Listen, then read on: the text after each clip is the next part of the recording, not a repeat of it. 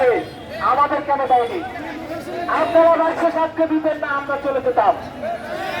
আপনারা 907কে নিয়োগ দিয়েছেন, আমাদেরকে দেন নাই। সুতরাং আমাদের হাইকোর্ট দেখিয়েছেন, আমরা হাইকোর্টে গেছি, বলছেন রায় আসলে দিয়ে দিব।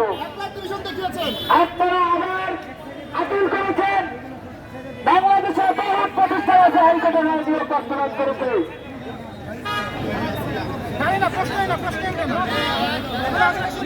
আজ আমাদের দাবি এক, দফা এক, 1300 নিয়োগ পাক, দফা এক দাবি এক, 1300 নিয়োগ পাক, দফা এক দাবি এক, 1300 নিয়োগ পাক, দফা এক দাবি এক, 1300 নিয়োগ পাক, সৈন্যদের নির্বাচন, 1300 নিয়োগ পাক। লেগেছে লেগেছে লেগেছে লেগেছে লেগেছে লেগেছে লেগেছে।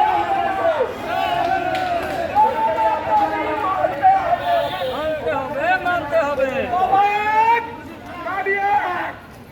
13-14 নিয়োগ পাক, দাবি না মানলে স্বৈরাচারীর পদত্যাগ।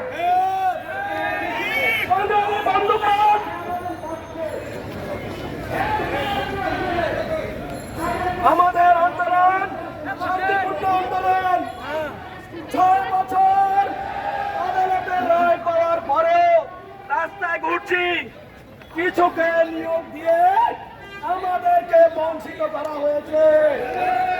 2260 জন আমাদের বন্ধু 3 বছর হলো চাকরি করে, সম্মানী পায়, আমরা কেন রাজপথে জবাব চাই? জবাব চাই, দিতে হবে। আপনার কাছে জবাব চাই।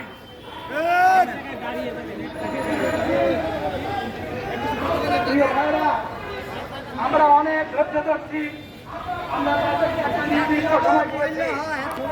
এরপরে যদি আমাদের দাবি মেনে না নেওয়া হয়, তাহলে আমরা আবারও কিন্তু উপরে যেতে বাধ্য হব। আমাদেরকে